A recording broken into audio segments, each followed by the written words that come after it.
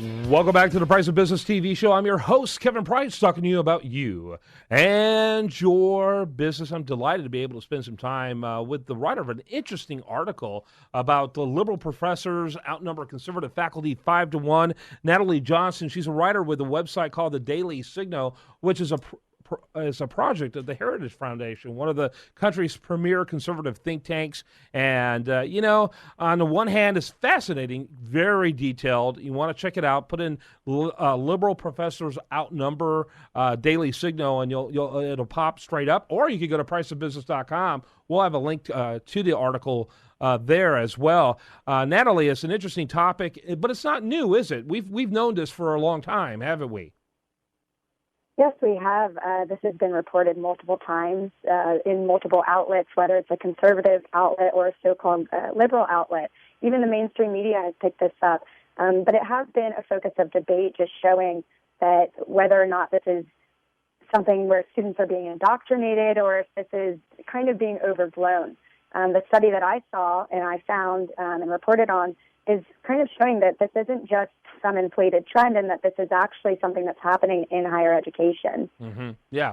And so the reality is, by the way, the very first time I saw a study like this, and I'm now in my 50s, but I look much younger than my age. But the first time I noticed this was in the 1970s. The American Enterprise Institute, in its opinion magazine, it went to lengths to show how big of how pervasive of a problem this is. And, this is, by the way, what I've been saying all along. Unless we realize that the problems we have with our political process are systemic and it can't be treated with the symptoms. The political situation out there today, I think, is a symptom to what's happening in the classroom. And this is to be true as well, that when people leave Capitol Hill, like people who worked on Capitol Hill and decide to go into journalism, it's 4-1 liberal. For every one that work for a conservative media outlet, there's 4 that work for a liberal media outlet. I mean, this is pervasive.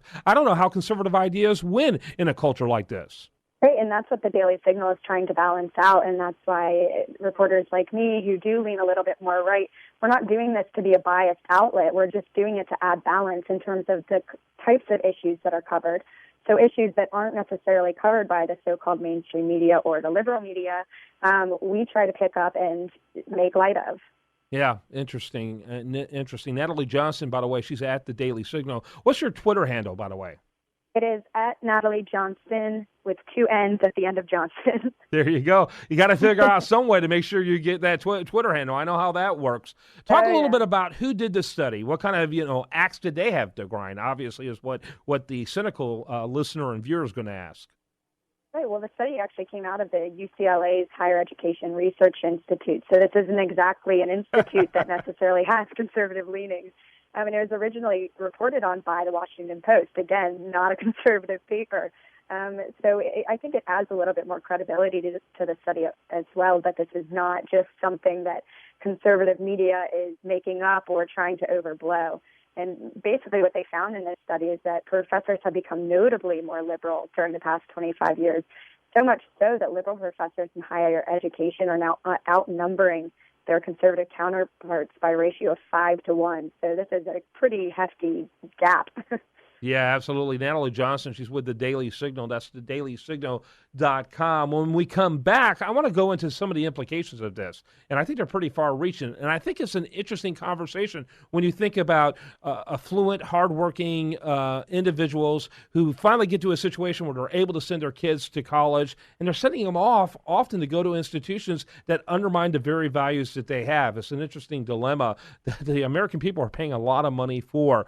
Natalie Johnson, again, we're going to continue our conversation with her right here on The Price of Business. I do want to remind you, best content here, including this interview, can be found over there at usdatareview.com. Stay tuned for more.